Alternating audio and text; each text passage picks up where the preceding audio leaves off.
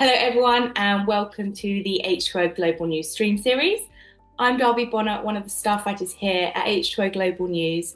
And in this series, we explore the technologies, people, and ideas shaping the future of water today. And today, we're joined by Clovis Sarmento Lete, Global Sales Director for Wastewater at Energy Recovery. Clovis has been leading the establishment of the company's new wastewater business unit, driving transformation, growth, and innovation across the sector.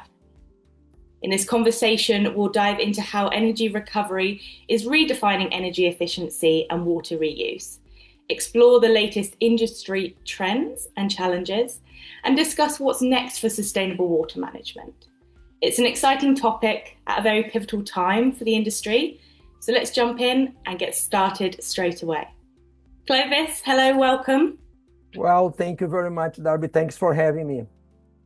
How has energy recovery become a real leader in improving efficiency across water systems? Could you briefly introduce your role in the company and explain what makes your approach to energy efficiency and water reuse a little bit more unique?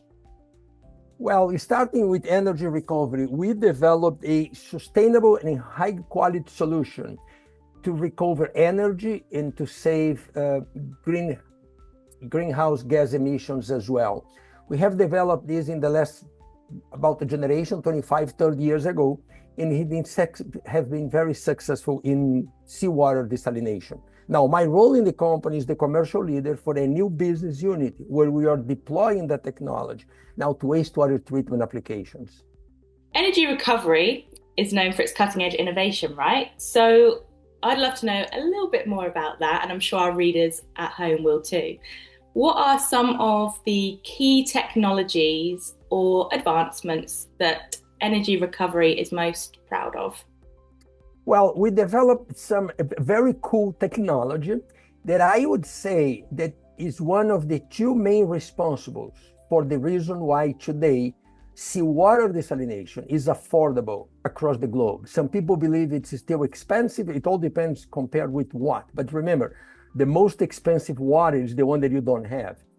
So seawater desalination basically today is used across many regions like in the Middle East, in the Mediterranean, Australia, Caribbean, because of two main reasons. One, with our technology, we can transfer pressure/energy from the brine or the concentrate to the feed water. In doing that, we reduce the capex of the high pressure pump by 50%, and we reduce the energy consumption as well. Now, aligned with that, obviously we have the development and improvement of the membrane themselves, the reverse osmosis membranes. But I would say the two factors are the reason why today we have seawater desalination across many places of the world. So we are really proud of that and in our contribution for the water scarcity in many places.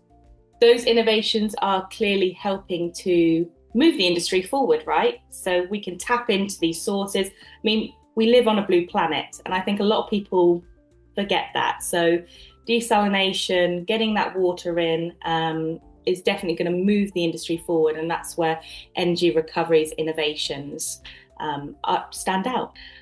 So just wanted to ask, what operational or technical hurdles do you see when you're rolling out energy recovery solutions in the world?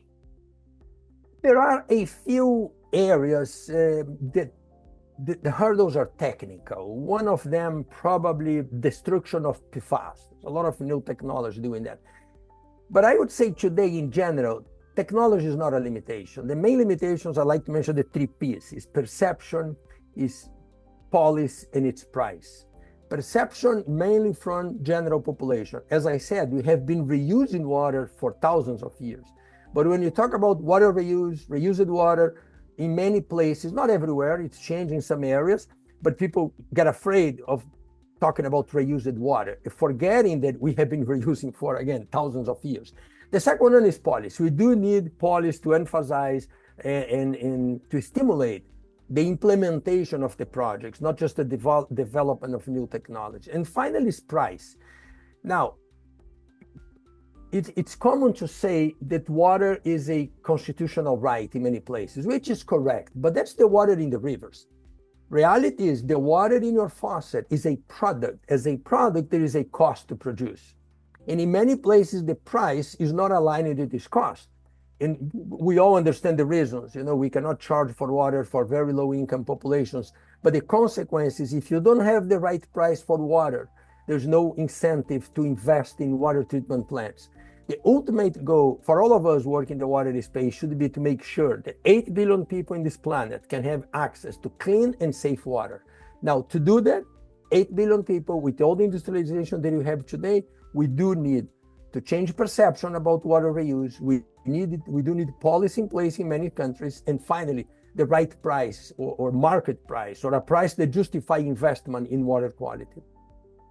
Yeah, I think I've traveled quite a bit and going to Asia, especially in Indonesia, and you're not drinking the water. But because of, the average monthly salary is 200 English pounds. So they're a really low economic country, yet they don't have drinking water because, there isn't that investment there, which I hope will change in that country and other countries around the world. So it's really encouraging to hear how these challenges are trying to be met. Now, we're always looking to the future, and there's so much happening in this space. Everything's coming left, right, and centre in the water industry at the minute. What developments or innovations are you particularly excited about in water reuse? Now, innovations. It has been there's a lot of developed now about micropollutants and products in water that we would never think about, let's say 25 years ago. Not just PFAS, which is across United States, across Europe, how to manage these forever chemicals, but also pharmaceuticals, micropollutants. So until recent years, it was about organic charge, some metals, some contaminants, but not what we see now. So we'll have more and more technology to focus on contaminants at the level of ppb, ppt, which is parts per billion, parts per trillion. We are getting to that level. When you talk about ppb, I say that's parts per billion. Think about any table in a restaurant with 8 people around that round table has 1 ppb of the population. We have 8 billion people in the planet, so 8 people around the table, that's 1 part per billion of the population. And now we are talking about PPT, part per trillion of some contaminants, and even PPQ, which is part per quadrillion. So we're getting down to a very, almost to the atomic level of some contaminants. That's the next frontier. I can't wait for that to happen. And I feel like I'm going to be sat at a table and be thinking about that now, if there's 8 of us around the table. And finally, just building on that vision of the future, how is energy recovery helping to shape a more sustainable, energy efficient path? You've touched upon it just now, but is there anything else? Well, you mentioned some countries that we consider underdeveloped and have problems with income. But I'll give you one example. And I'm in Belgium now, and the example is in Belgium. So I'm glad I'm here. We helped to develop a very neat solution for a very localized problem. Again, water is location. In that particular region, there's a lot of droughts, a lot of problems with the water availability for the population. So a team of engineers, partners, including energy recovery, we came up with a solution that recycles the water and in 2 different ways, both direct potable reuse going to the water treatment plant and indirect potable reuse, part of the water goes underground to replenish the aquifers. So you have a combination of both of the most common debated solutions now, which is direct potable reuse and indirect potable reuse in the same system. Now, that train of solution included a reverse osmosis system, an RO system.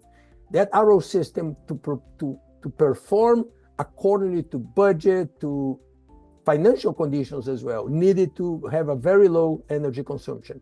And we achieved that with our energy recovery devices that we call PX, pressure exchanger. So we are really proud. We are doing our contribution to the major problem, which again, I want to emphasize that, is to make sure that we can give access to 8 billion people to clean and safe water. Yeah, that's the ultimate goal. How fantastic would it be for everyone to have clean drinking water.